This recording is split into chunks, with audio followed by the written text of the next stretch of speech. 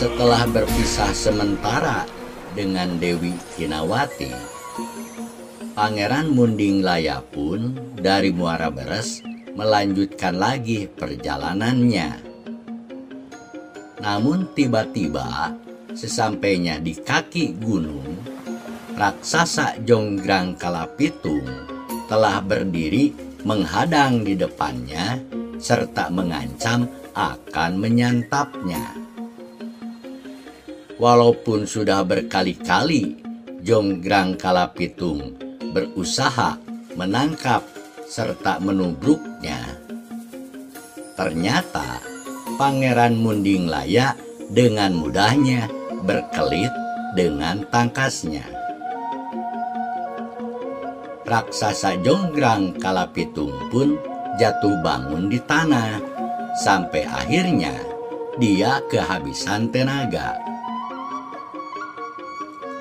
Dengan ujung kerisnya yang ditempelkan ke tenggorokan Jonggrang Kalapitung, Munding Laya mengancam raksasa itu agar menunjukkan letak puncak gunung Jabaning Langit. Jonggrang Kalapitung menyerah dan menyebutkan bahwa letak Jabaning Langit itu ada di dirimu. Yang dikira Munding Laya, raksasa itu berbohong atau mempermainkannya. Lalu Munding Laya membentak dan bertanya lagi di mana Jabaning Langit tempat Salakadomas itu berada. Jonggrang Kalapitung pun segera menjawab, "Di hatimu," katanya. Karena tidak mendapatkan jawaban yang meyakinkan, Jonggrang Kalapitung pun diancam untuk tidak mengganggu rakyat Pajajaran lagi. Maka Jonggrang Kalapitung pun menuruti dan segera meninggalkan wilayah Pajajaran untuk selama-lamanya. Setelah mengalahkan sang raksasa Jonggrang Kalapitung, di suatu tempat arah ke puncak gunung, Pangeran Munding Laya beristirahat dan bermunajat memohon kepada Yang Maha Esa dan Maha Kuasa untuk diberikan jalan. Suatu saat diri Munding Laya tiba-tiba merasa terangkat dari tempat duduknya dan melayang ke suatu tempat yang sangat terang benderang, dijaga oleh makhluk-makhluk supranatural sebanyak 7 guriang. Pimpinan guriang bernama Gumarang Tunggal. Ia menegurnya, mengapa berani-berani datang ke Jabaning Langit ini, padahal belum pernah ada manusia yang bisa melewati kaki gunung ini saja. Munding Laya Dikusuma meminta jimat layang Salakadomas yang diperlukan bangsa dan negara sebagai obat untuk mencegah permusuhan antar sesama bangsanya. Namun Guriang 7 tidak dapat memberikannya karena katanya jimat ini bukan untuk manusia. Malah pimpinan Guriang 7 membujuk Munding Laya untuk diganti saja dengan hadiah putri cantik dan harta benda kesejahteraan hidup, serta akan dijadikan manusia sakti mandraguna. Namun Munding Laya menyatakan tidak membutuhkan semua itu dari sini, karena yang dipentingkan saat ini menyelamatkan bangsa dan negara dari kehancuran akibat perselisihan. Para Guryang 7 pun tercengang menyaksikan sikap Munding Laya yang tegar dengan pendiriannya untuk mendapatkan jimat layang Salaka Domas itu. Para Guryang 7 kaget, baru ada manusia yang berani meminta jimat Salaka Domas. Padahal selama ini, jangankan datang ke puncak Jabaning Langit, baru lewat di kaki gunungnya saja sudah disantap oleh Jongrang Kalapitung. Akhirnya terjadilah pertempuran seru seorang kesatria melawan 7 Guryang Jabaning Langit yang hanya akan memberikan layang Salaka Domas jika sudah dapat dikalahkan. Ternyata para Guryang itu sangat kuat, sehingga Pangeran Munding Laya pun terlempar beberapa kali, sampai akhirnya jatuh ke jurang yang sangat dalam dan terjal. Namun ketika sedang melayang-layang, tubuhnya diselamatkan oleh Nyi Ratu Pohaci sebagai makhluk supranatural lainnya. Pangeran Munding Laya pun terlontar kembali ke atas puncak Jabaning Langit, sehingga berhadapan lagi dengan ketujuh Guryang itu. Tanpa disadari oleh Munding Laya, Nyimas Ratu Pohaci pun mengawasinya di belakang Munding Laya yang akan menyerang kembali kepada ketujuh Guryang itu.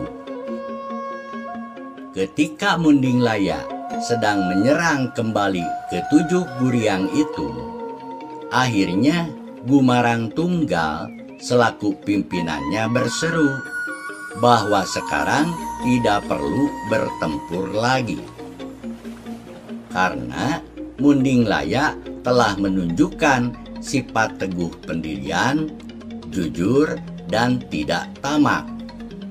Berarti berhak untuk membawa layang Salaka Domas ini. Pangeran Munding Laya pun sangat berterima kasih menerimanya, serta bersyukur kepada Yang Maha Kuasa atas terkabulkan maksud dan tujuannya. Nyimas Ratu Pohaci yang berdiri di belakang Munding Laya pun tersenyum menyaksikan peristiwa itu. Akhirnya, Pangeran Munding Laya di Kusuma menerima jimat Salaka Domas yang diserahkan oleh Gumarang Tunggal. Lalu, ketujuh Guryang itu menghantarkan Pangeran Munding Laya untuk turun dari Jabaning Langit agar segera sampai di Pajajaran. Sementara itu, di Keraton Pajajaran, sebelumnya Pangeran Suntenjaya telah menghasut Prabu Siliwangi bahwa Permaisuri Padmawati itu sebenarnya tidak bermimpi, tapi hanya berdusta untuk membebaskan putranya dari penjara. Di samping itu, Pangeran Suntenjaya telah beberapa kali mengganggu ketentraman Dewi Kinawati di Muara Beres dengan memberitakan bahwa Pangeran Mundinglaya telah disantap oleh Jonggrang Kalapitung. Bahkan jika Dewi Kinawati tidak mau dipersuntingnya, Sunten Jaya pun akan mengerahkan tentaranya untuk menguasai Muara Beres, dan Dewi Kinawati pun akan dikawin paksa. Pada saat yang genting tersebut, Mundinglaya tiba di Muara Beres, sehingga Pangeran Sunten Jaya terkejut dan bersama pasukannya langsung menyerang untuk menangkap Mundinglaya. Namun akhirnya Sunten Jaya tersungkur dan pasukannya porak-poranda dihajar oleh kesaktian ilmu kanuragannya Mundinglaya. Setelah Sunten Jaya dan pasukannya melarikan diri, maka Pangeran Mundinglaya pun membawa Putri Kinawati untuk menghadap Prabu Siliwangi di Keraton Pajajaran. Akhirnya Pangeran Mundinglaya dan Putri Kinawati pun sampai di Keraton Pajajaran membawa jimat yang dinantikan. Maka kerabat keraton dan masyarakat yang melihatnya sangat senang dan bersorak kegirangan. Prabu Siliwangi dan Permaisuri pun menyambutnya dengan penuh sukacita dan kebanggaan bahwa putranya telah kembali membawa jimat layang Salakadomas yang langsung diterima oleh Prabu Siliwangi didampingi Permaisuri Ratu Padmawati. Akhirnya, setelah Prabu Siliwangi mengetahui duduk permasalahan yang sebenarnya, maka Pangeran Sunten Jaya pun ditangkap dan dipenjarakan bersama para pengikutnya. Setelah itu, dinobatkanlah Pangeran Mundinglaya sebagai Mangkubumi atau Perdana Menterinya Pajajaran dengan gelar nobat Prabu Mundinglaya Dikusuma alias Lembu Agung, yang kelak akan melanjutkan tahta Maharaja di Pajajaran. Bahkan tidak lama setelah itu, Mundinglaya Dikusuma menikahi Dewi Kinawati di Keraton Muara Beres. Diselenggarakanlah upacara perkawinan yang sangat meriah dengan perayaan selama 7 hari 7 malam.